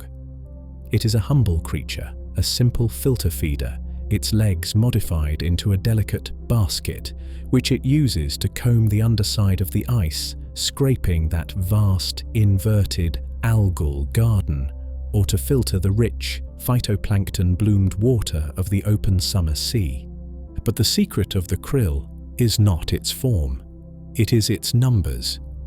It is a secret of a scale that is, in the truest sense of the word, oceanic. Imagine, in the bright, 24-hour summer sun, the Antarctic Ocean. The water is not blue. It is a deep, swirling, reddish pink, a color so vast it is visible from space. This is not a chemical stain. It is a swarm, a super swarm of Antarctic krill. This is not a school of fish or a herd of animals. It is a single vast biological superorganism, a living, undulating cloud of life that can be kilometers wide, tens of kilometers long, and hundreds of meters deep. It is a river of life flowing through the ocean, containing trillions of individuals. The total estimated biomass of this one single species, the Antarctic krill, is thought to be greater than the total combined biomass of all 7,800,000,000 human beings on the planet. This is the true beating heart of the Antarctic. This is the great biological engine that converts the sun's energy, captured by the microscopic inverted ice forest, into a single vast, mobile, protein and fat-rich larder. This is the banquet. This is the fuel, the great oceanic feast that is so immense, so fantastically abundant, that it can support the lives of the other giants. The colossal blue whales, the largest animals that have ever lived, migrate 5,000 miles just to gorge themselves on this. The penguins, the seals, the albatrosses, the fish, almost every single large animal in this entire frozen ecosystem is in the end just a different evolutionary machine designed for one single purpose: to eat krill. This vast pink living oceanic cloud, this engine of life, is the food. It is the lifeblood. It is the energy that powers the giants. But this food, combined with the profound, oxygen-rich cold water, has allowed evolution in its strange, quiet, polar laboratory to conduct an experiment so profound, so bizarre, it seems to defy the very laws of physiology. It has created a creature that, in this world of ultimate oxygen abundance, has abandoned the very color and the very molecule of lifeblood itself. This creature, this profound evolutionary paradox, is the Antarctic icefish, a member of the family Canicthidae. It is perhaps the ultimate expression of the Antarctic's strange, oxygen-rich, cold-locked world. It is a ghost. Imagine a fish gliding slowly through the near-freezing, super-chilled water just beneath the ice. It is a large, predatory creature, perhaps half a meter long or more, with a large, crocodile-like head and immense fan-like pectoral fins that propel it with a slow, wafting grace. But it is the color of this fish that stops the mind. It is not silver or grey or brown. It is a pale, ghostly, almost translucent, milky white. Its flesh is white, its organs are pale, and its gills, which in any other fish would be a deep, vibrant crimson red, a sign of the rich, oxygenated blood flowing within, are a pale, anemic, creamy white. This is the mystery. The icefish is a vertebrate, a creature with a heart, a circulatory system, and a complex predatory lifestyle. And it has no blood in the way we understand it. It has no hemoglobin. It has no red blood cells. It is, quite literally, a white-blooded, or more accurately, a clear-blooded animal. This is not a small, trivial, evolutionary quirk. This is a fundamental and seemingly suicidal mutation. Hemoglobin is the single, complex, iron-based protein molecule that, in all other vertebrates on Earth, is the entire, vital point of the circulatory system. It is the molecular truck that grabs oxygen in the gills and carries it efficiently in vast concentrated quantities to the muscles, the brain, the heart. A creature without hemoglobin, by all rights, should not be able to grow larger than a tiny worm. It should suffocate instantly. And yet, the icefish is a large, active, successful predator. How? How can a creature of this size, this complexity, survive without the very molecule that is designed to carry life? The answer, once again, is a profound and beautiful testament to the Antarctic recipe. The icefish, in its long, isolated evolutionary journey, was so completely and perfectly adapted to its unique, extreme environment that it was able to abandon the very red blood of its ancestors. It is a creature that has, in a sense, evolved beyond blood. Its very existence is a miracle of the cold. In a warm, tropical, oxygen-poor ocean, such a mutation would be an instant death sentence. But here, in the cold, dark, and utterly supersaturated, oxygen-rich water of the Antarctic, the rules are different. The environment itself provided the key, a unique, physical loophole that allowed the icefish to survive and thrive with a pale, ghostly, and clear fluid flowing through its veins.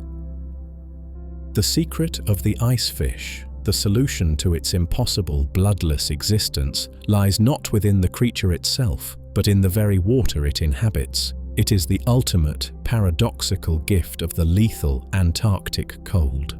The icefish is a living, breathing testament to the most fundamental and powerful secret of this kingdom, the profound, supersaturated abundance of oxygen.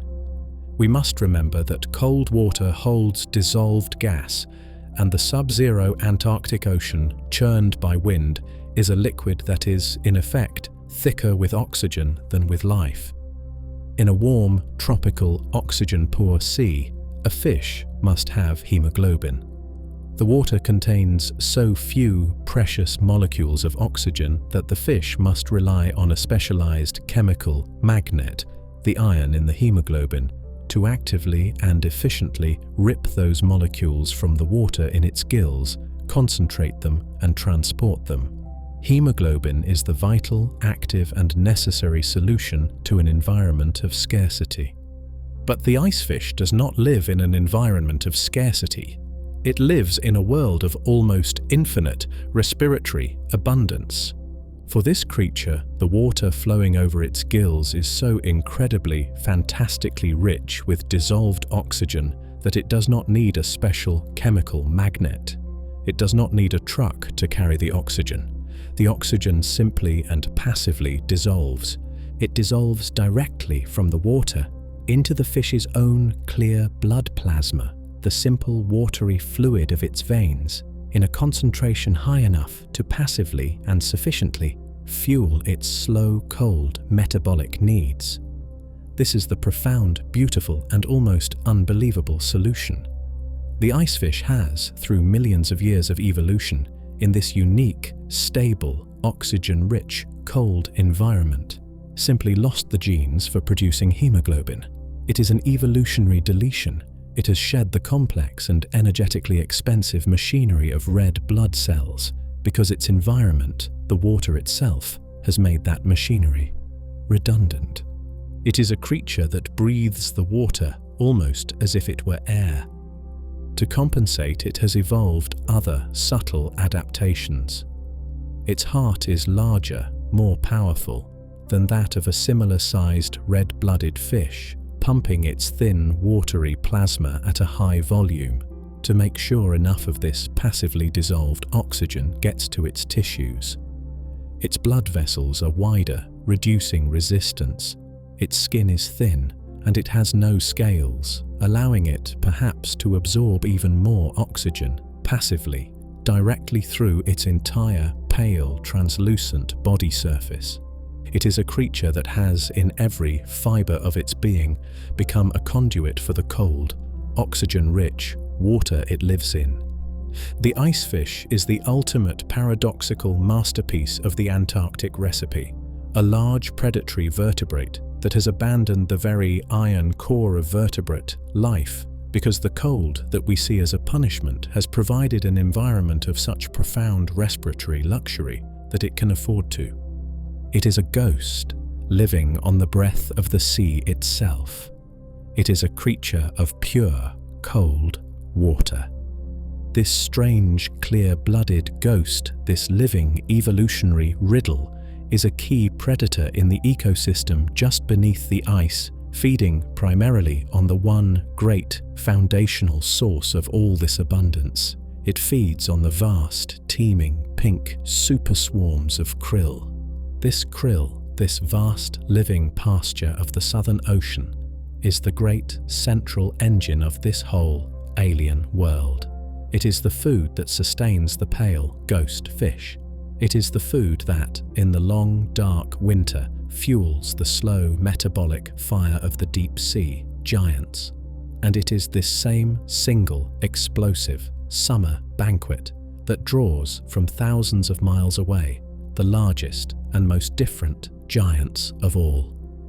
The giants that do not belong to this cold, slow world. The great, warm-blooded, air-breathing alien visitors, the whales. These creatures are the great, warm-blooded alien invaders. They are the exception to every rule we have just established. They are not cold-blooded. Their metabolism is not slow. It is a raging, internal metabolic furnace. They do not live here year-round. They are the great summer tourists. They are the blue whales, the fin whales, the humpbacks, the minkies. They are the largest animals, not just of our time, but of all time. And the Antarctic, this impossible cold world, is their kitchen. This is the other great Antarctic paradox.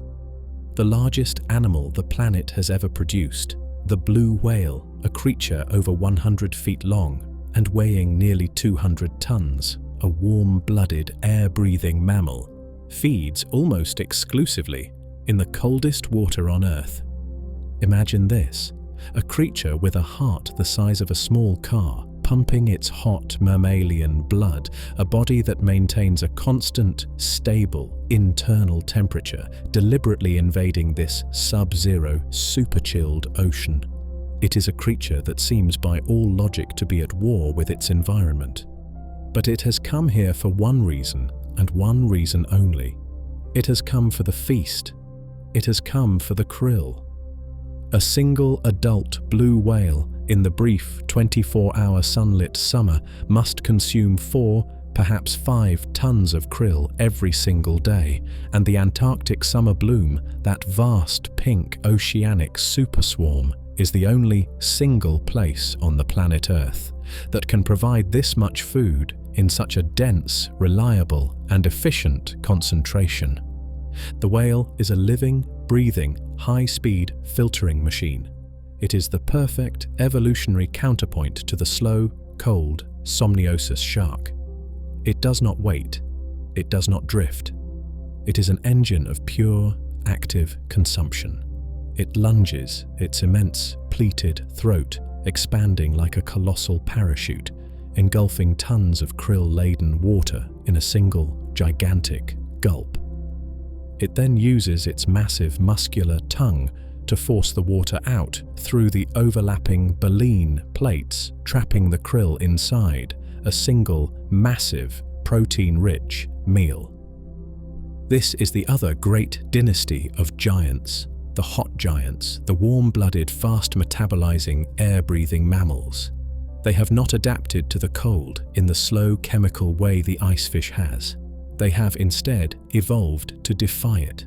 They have insulated themselves with a massive, foot-thick layer of blubber, a perfect internal wetsuit.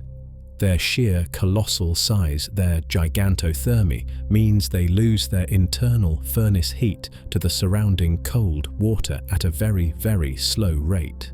They have, in effect, used their size and their insulation to build a fortress of warmth, a personal, tropical submarine that allows them to, temporarily, invade this vast, cold kitchen, feast on its impossible, krill-fueled abundance, and then, as the long, dark winter returns, to leave, to migrate thousands of miles back to the warm, tropical waters of the equator to breed and to carve. These giants, the whales, are the great, visiting lords of the surface. They are the masters of the light. They rule the upper, sunlit, krill-rich layer of the icebound sea. But this world, this Antarctic kingdom, has another, final layer of mystery. It has another king, a creature that does not visit but stays, a creature that rules not the sunlit, top layer, but the deep, profound and eternal darkness below. It is the other, true, cold-adapted giant, a creature of profound, almost legendary mystery, a creature that is perhaps the largest and most terrifying of them all. This is the legend of the squid. This legend of the squid, this deep, dark phantom of the Antarctic, is itself a profound mystery, because for a long time, science and our imagination was haunted by a single, confused image. When we hear the words giant squid, our minds conjure a single, vast, tentacled monster. But the deep, dark ocean, in its infinite creative power, has produced not one, but two completely different and equally terrifying solutions to the question of how to build a giant squid. First, there is the creature of global legend, the giant squid, Architeuthis dux. This is the animal that for centuries inspired tales of the kraken. It is a true giant, a creature of immense, almost unbelievable length. It is a living, breathing strand of biological rope. It is found in all the world's oceans, a deep-water, elusive phantom reaching lengths of perhaps 12 or 13 meters, or 43 feet, its two feeding, tentacles impossibly long, thin and slender. Its body is long, streamlined, almost delicate. It is a creature of swift, darting agility, a hunter of the deep, dark, mid-water. It is perhaps the gazelle of the deep. It is a profound mystery, yes, but it is a global mystery. But the Antarctic, the Southern Ocean, in its unique, cold, oxygen-rich and isolated kingdom, has produced its own champion, a different and perhaps even more formidable solution, a creature that is not built for length, but for power. This is the colossal squid, Messonychoteuthis hamiltoni, the middle hook squid. This is the true, undisputed heavyweight king of the Antarctic darkness. It is not as long, perhaps, as the giant squid. Its body, or mantle, is much larger, shorter, more robust, more cigar-shaped. But it is, by every measure, heavier. It is a creature of immense, almost unbelievable bulk. While a giant squid is a living 40-foot piece of rope, the colossal squid is a living, perhaps 35-foot tank. Estimates, based on the few partial specimens we have, suggest it can reach weights of 500, perhaps even 700 kilograms, 1,500 pounds. It is, by a vast margin, the heaviest, most massive invertebrate on the planet Earth. This is the great, quiet distinction, the The giant squid is the longest, the colossal squid is the largest, and this Antarctic king, this creature born of the cold, the dark, and the oxygen-rich recipe, has evolved a set of weapons that are, in their own silent way, even more terrifying, more medieval than the simple, suckered arms of its global relative. It is a creature that does not just grasp, it tears. This creature, this heavyweight king of the Antarctic darkness, is Mesonicoteuthis hamiltoni, the colossal squid. It is a creature of such profound, almost mythological power and strangeness that its very existence seems like a whisper from a darker, more ancient, evolutionary storyline. This is the giant that the Southern Ocean, with its unique, cold, oxygen-rich and isolated recipe, has produced.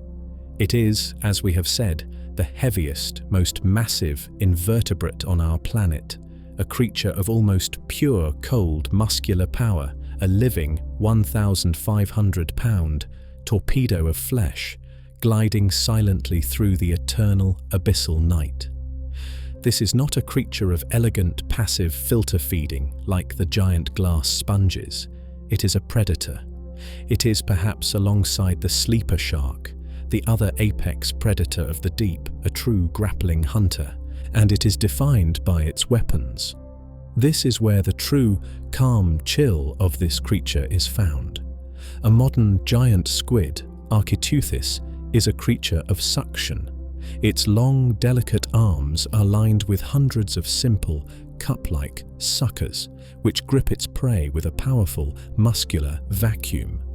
The colossal squid has these suckers, yes, at the very tips of its arms, for delicate, sensory maneuvering. But its primary weapons, the tools that define its body, are not suckers. They are hooks. Let us try, with a calm mind, to picture this. The creature possesses the standard cephalopod, 8 arms and 2 longer feeding tentacles. The 8 arms are not the long thin ropes of the giant squid. They are shorter, thicker and far more powerful, like the limbs of a colossal deep-sea brawler. And lining these immense muscular arms are not just suckers, but 2 distinct rows of sharp, bony hard and swiveling hooks. This is a biological and mechanical marvel. Each hook, made of hard, dark chitin, is a 3-pointed, razor-sharp, grappling claw, a biological cat's paw. And it is not fixed in place. Each one is mounted on a thick, muscular stalk, a turret that allows the hook to swivel, to rotate, to find the perfect gripping angle. This is not a creature designed to hold its prey. This is a creature designed to snag it, to impale it, to shred it. Imagine its attack. It encounters its prey in the dark, perhaps a large Antarctic toothfish or another smaller squid. It does not just grasp, it envelops. The 8 thick, muscular arms wrap around the victim, and in that instant, dozens of these swiveling, razor-sharp, grappling hooks dig in like a living, inescapable medieval cage of thorns. The more the prey struggles, the deeper the swiveling hooks tear. And this is just the arms. It also possesses its 2 characteristic feeding tentacles. These are the long-range weapons, the kill shot. They are longer than the arms, and they end in a flattened, specialized club. And this club is a nightmare of biological weaponry. It is a dense, concentrated cluster of hooks, including 2 central rows of particularly large, powerful, main grappling hooks, also swiveling, designed for the first penetrating strike. Imagine the hunting process. The 2 long tentacles erupt from the darkness, striking at high speed like a pair of living, grappling maces. The giant central hooks embed themselves deep in the flesh of the prey. The tentacles then retract with immense muscular power, dragging the impaled and struggling victim in towards the center of the creature, where the other 8 thick, powerful, hook-lined arms are waiting. to envelop it, to lock it, to shred it in that final, inescapable 32-hook road embrace. And at the very center of this swirling muscular nightmare of chitinous hooks, hidden deep within the head, is the final weapon. A beak, a colossal, hard, black, parrot-like beak, the largest and most powerful of any squid on Earth. It is a set of shears, a guillotine designed to slice with impunity through the thick flesh, the cartilage, and perhaps even the bone of its prey as it is held immobile by the hooks. This is the colossal squid, a 1,500-pound silent brawling tank armed with 10 muscular limbs, 2 of which are grappling maces and 8 of which are living cages of thorns, all centered on a giant, bone-snapping beak. It is perhaps the most formidably armed predator on the planet. This is the true alien king of the Antarctic deep, a creature of almost unimaginable predatory perfection. But a weapon this sophisticated, a body this immense, is useless if it cannot find its prey in the vast, eternal pitch black of its kingdom. It requires a sensory system of equal and perhaps even more bizarre magnificence. It requires the largest eye in the history of the world. This king, this colossal, hook-covered, 1,500-pound tank of muscle, is a creature of almost unimaginable predatory power. But a weapon, however great, is useless without a guidance system. A fortress, however strong, is useless if it is blind. And in the vast, cold and utterly, eternally pitch-black kingdom of the abyssal midnight zone, a kingdom where the sun has never in 4 billion years shone a single ray, what is a guidance system? This is the next and perhaps the most profound mystery of the colossal squid. It has one. It is an eye, and it is the largest, most magnificent, and most biologically baffling eye in the entire known history of life on Earth. Let us try with a calm mind to build this organ. When the few rare specimens of this creature have been recovered, pulled dying from the deep, it is the eye that, almost more than the hooks, stops scientists in their tracks. It is a perfect biological lens, a soft, complex orb the size of a basketball or a large human head. A single, living eyeball, 27, perhaps 30, centimeters or 1 foot across. This is the paradox. Why, in a world of total, absolute and eternal darkness, would evolution bother to build the largest, most complex and most energetically expensive visual organ on the planet? Our eyes would be useless here. The blind sleeper shark that shares this same dark kingdom has, in its own evolutionary wisdom, all but abandoned its sense of sight, relying instead on smell and faint electrical traces. But the colossal squid has gone in the exact opposite direction. It has bet its entire evolutionary strategy on sight. The answer, of course, is that the deep abyssal ocean is not, in fact, truly dark. It is simply sunless. The darkness is instead filled with a different, colder and stranger light, bioluminescence. This is the living light of the deep. The faint chemical flashes of bacteria, the ghostly blue-green glow of a deep-sea fish, the sudden sparkling defensive explosion of a startled jellyfish. The deep, dark ocean is a vast, endless star field of its own biological making. And the eye of the colossal squid is the telescope built to see it. An eye of this immense size is not for seeing detail in the way we do. It is a light bucket. Its massive, dinner plate-sized lens and huge adjustable pupil are designed to do one single thing: gather. To gather every last faint, stray photon of this cold, biological light from an immense distance. It is an instrument of almost unimaginable sensitivity. With this eye, the squid can see in the blackness what we cannot. It can see the faint, ghostly silhouette of its prey, a large Patagonian toothfish, hundreds of meters away, betraying itself not by its shape, but by the faint, bioluminescent outline of the plankton it disturbs as it swims. It can see the sudden, sharp flash of a smaller squid, and in that instant, its own terrible, hook-lined tentacles can erupt from the dark. It is the ultimate offensive, long-range targeting system for its grappling maces.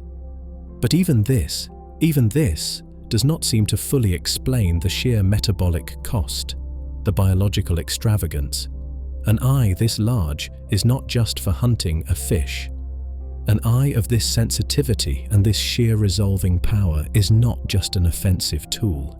It is perhaps a defensive one. This colossal 1,500-pound hook-covered brawler, this apex predator of the abyssal dark, it too is hunted.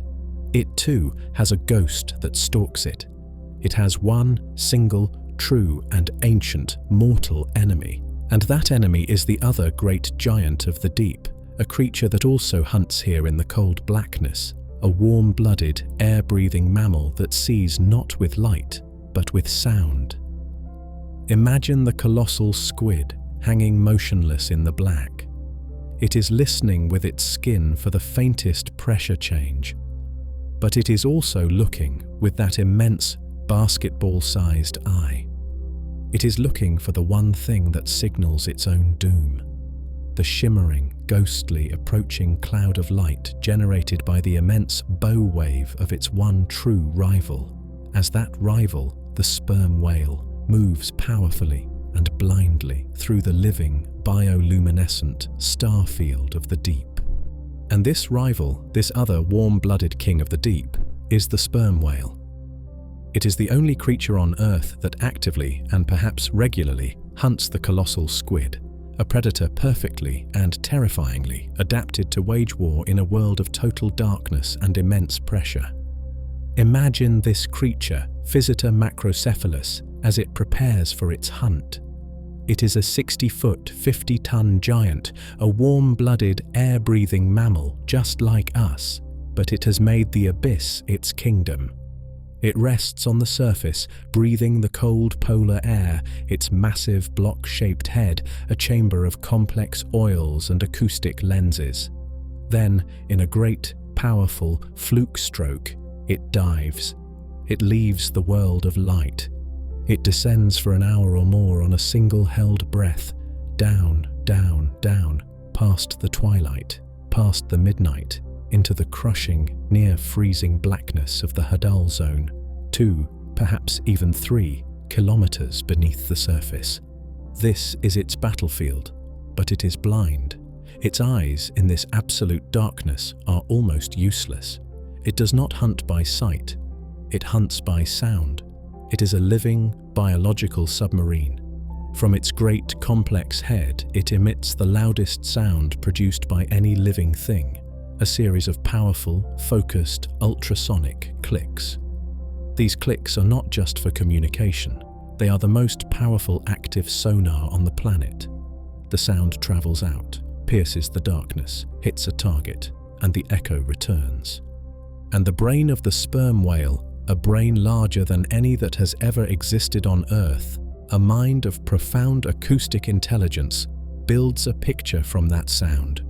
It can see the shape, the size, the texture, and the distance of its prey with a precision that we, as visual creatures, can barely comprehend. This is the great, silent, epic battle of the deep. A war fought between two utterly alien sensory philosophies. The colossal squid, a creature of light, its basketball-sized passive eyes straining to catch the faintest glowing trace of the whale's movement, and the sperm whale, a creature of sound, its massive, intelligent brain actively illuminating the darkness with its own shattering sonar pulses. We do not know, and we will never know, the true nature of this conflict. We see only the scars. We find on the immense blunt heads of the sperm whales that surface the circular sucker marks and, sometimes, the long, raking triplet claw marks of the colossal squid's hooks. It is a testament to a desperate grappling fight that took place a mile below. And we find, in the stomachs of these whales, the one indigestible part of the squid, its colossal parrot-like beak. This is how we know. The sperm whale is the only thing that hunts and eats the giant armored titan of the dark. This is the Antarctic food web at its very final apex. The algae feeds the krill feeds everything. The fish, the penguins, the seals, the giant, visiting, baleen whales. The sleeper sharks and the giant isopods clean the floor. And in the deep dark mid-water, the colossal squid hunts the fish, and the sperm whale hunts the colossal squid. It is a perfect, ancient, stable and cold-locked ecosystem, a world of giants balanced by a brutal and unseen war.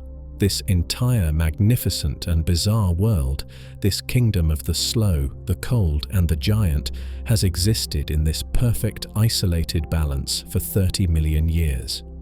It has been protected, guarded by that great thermal fortress, the Antarctic circumpolar current. But this ancient stable kingdom, this fortress of cold, is, for the first time in its long quiet history, breaching. The wall is failing. And a new, unexpected and devastating invader, a creature that is not a giant, not a whale, is at this very moment beginning its slow, warm and relentless invasion. This new, slow-moving and relentless invader is the king crab. For 30 million years, as we have seen, the Antarctic ecosystem was a fortress, a citadel of cold, protected from the modern predators of the world's oceans by the impassable thermal wall of the circumpolar current. This isolation created that beautiful, bizarre, and ancient Paleozoic-style garden, a world of slow, soft-bodied and defenseless giants. But that wall is now failing. Our own modern industrial age has, in the space of just 2 short centuries, begun to warm the entire global climate. And the Antarctic, the place of ice, is, paradoxically, one of the fastest warming regions on the planet. The ocean is heating, the glaciers are melting, and that ancient thermal wall, that -1.8 degrees Celsius barrier, is, for the first time in millions of years, beginning to warm. It is now just warm enough, and so the invader, which has been waiting patiently in the deeper, slightly warmer water just outside the fortress, is now finally able to cross the threshold. Imagine this new alien creature, Neolithides or its relatives, the stone or king crabs, pulling itself with its long, spidery, armored legs over the continental slope and into the shallows, into the ancient, virgin territory of the Antarctic. It is a creature of a different evolutionary design. It is a modern predator. It is a crusher. Its claws are not the delicate, grasping tools of a sea spider. They are thick, powerful, biological nutcrackers lined with bony teeth, designed for one single purpose: to shatter and destroy hard shells. This is the creature that the Antarctic never evolved a defense against. This is the missing predator from the recipe, the wolf that has, after 30 million years, finally found the open gate to the unprotected sheepfold.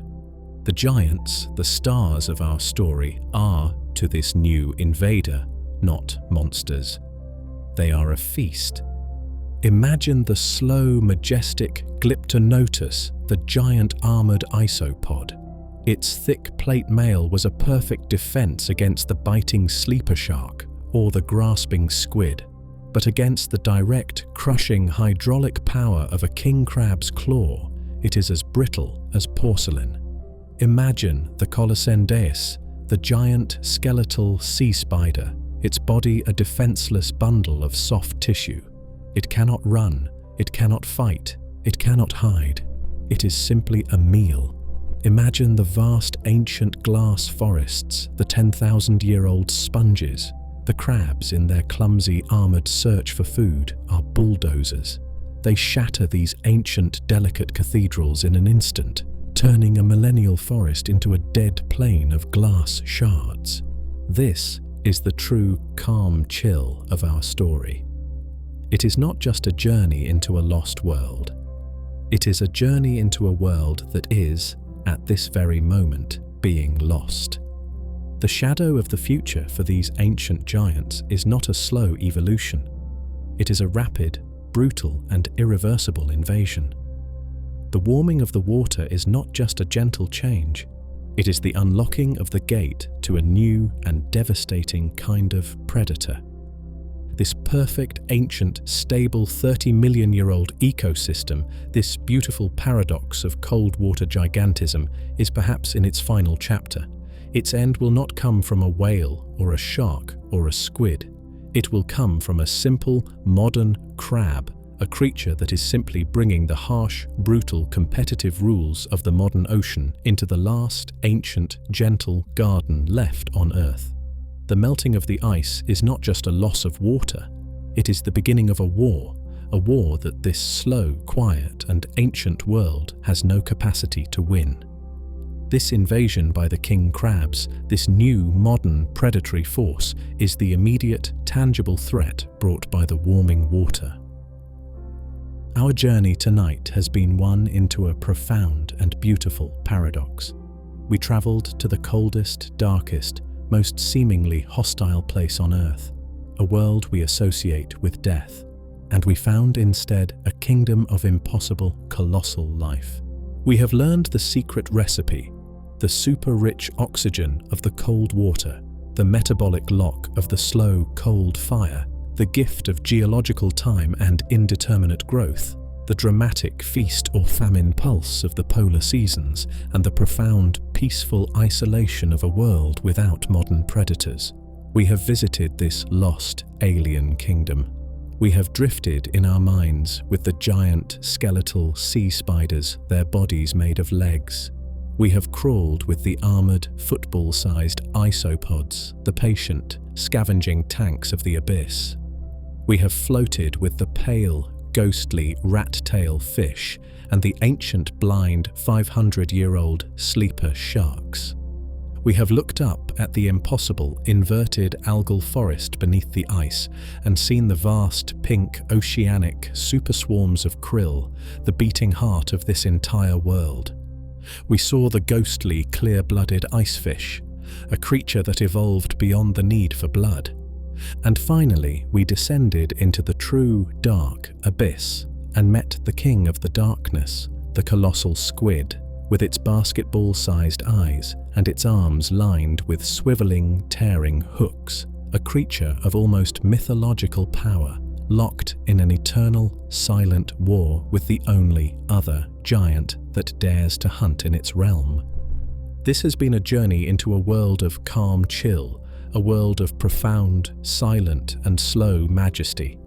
It is a reminder that our own hot, fast, familiar rules of life are not the only rules, that life, in its infinite creative patience, can build a kingdom anywhere. It can build a dynasty even from cold, from darkness, and from silence. Let that silence, the deep, cold, and profoundly ancient quiet of the Antarctic abyss, be your comfort now.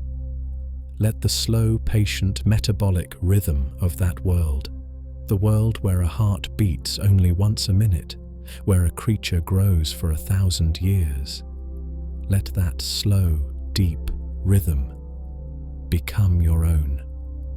The journey is over. The giants of the cold are safe for now in their dark, silent kingdom. The ice and the deep holds them. There is nothing left to see, nothing left to wonder, but the quiet and the cold, and the gentle, welcome and peaceful embrace of sleep. Rest now. Good night.